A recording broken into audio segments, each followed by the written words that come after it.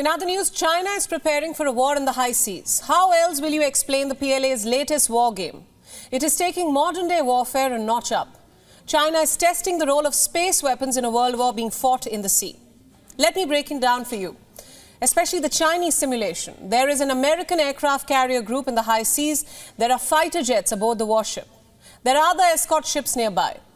China decides to attack this US carrier group. It launches anti-ship missiles from 1,200 kilometers away. The missiles zoom towards the sky, they climb 200 kilometers, and then these missiles rain towards the US warship. The warship is in their sight, but the radars placed on America's escort ships do not detect the incoming Chinese missiles. When they do, it is too late. The Chinese missiles are just 50 kilometers away. I'm guessing you know how the story ends, with the Chinese celebrating. This didn't happen in real, but in a secret lab in China's Chengdu. This lab is run by the state-owned China Electronics Group Corporation. It works on electronic warfare equipment. Scientists in this lab were simulating how the Chinese PLA, that is the People's Liberation Army, could use space weapons to hit America. For the longest time, China kept its space weapons a top secret. Beijing is now openly flaunting them. And why do you think that is? Is China hinting at the possibility of using space weapons in the future? You know, for a war in the high seas. What do we know about these space weapons? Let's go back to the simulation. Chinese experts say that there is a reason that the incoming Chinese missiles went undetected. And that reason is China's electromagnetic weapon system. It was apparently suppressing the radars of the escort ship, in other words, jamming the radars. The Chinese war satellites in space began firing radar signals similar to those being emitted by the US warship. This created a strong background noise and kept the radar from detecting the missiles. In the simulation, the PLA also had a backup option. Several Chinese low-orbit electromagnetic warfare satellites were hovering above the American warships, ready to jam the signals. So when we are talking about space weapons, it is mostly satellites and jammers. Jammers that can throw radio communication out of the window. During war, such a situation is nothing short of disaster.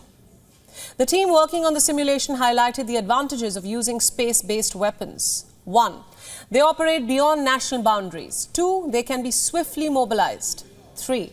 They cover a broader combat range. So this is the technology that China is testing, improving, and hoping to implement once the war bugles are sounded. China has already made its calculations. Chinese researchers say 2 or 3 satellites will be enough to attack an aircraft carrier group, and with 28 satellites, China will be about to support a global strike. Now note the timing of it all. The simulations come at a time when fire is being exchanged in the Red Sea. Closer home, Taiwan's voters have elected Democratic Progressive Party's Lai Ching-te as the country's next president. Lai is a firm believer in Taiwan's independence. In fact, he once described himself as a pragmatic worker for Taiwan's independence. China is having a hard time digesting the Taiwan election result. Chinese President Xi believes that Taiwan's reunification with China is quote-unquote a historical inevitability. But this supposed inevitability is becoming a distant dream now. China has responded to the result with denial and military posturing.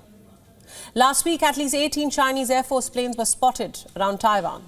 They were carrying out joint combat readiness patrols. We told you about it.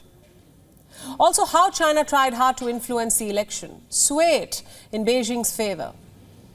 Here's something else we have been telling you. Analysts are now fearing that if China cannot take Taiwan by using its checkbook and influence, Beijing will not shy away from using force. But what has this got to do with China simulating an attack on an American warship? Again, something that we have been telling you for a while now. When a war breaks out in the Taiwan Strait, it won't just be between China and Taiwan. America will be pulled in all likelihood. So will Japan. The war will snowball, pulling in more players, more militaries. Let me tell you one thing. In the simulation, China considered the Spy 1D radar system. The American military uses this radar in its Arleigh-Burke-class destroyers, the likes of the USS Ralph Johnson, the USS Chang-hoon, the USS Milius. Now, it's not just a coincidence that all of these warships have transited or sailed through the Taiwan Strait in the recent past. So now that I've told you about the facts on the ground, you tell me. Is China preparing for a war in the high seas? WION World is now available in your country. Download the app now and get all the news updates on the move.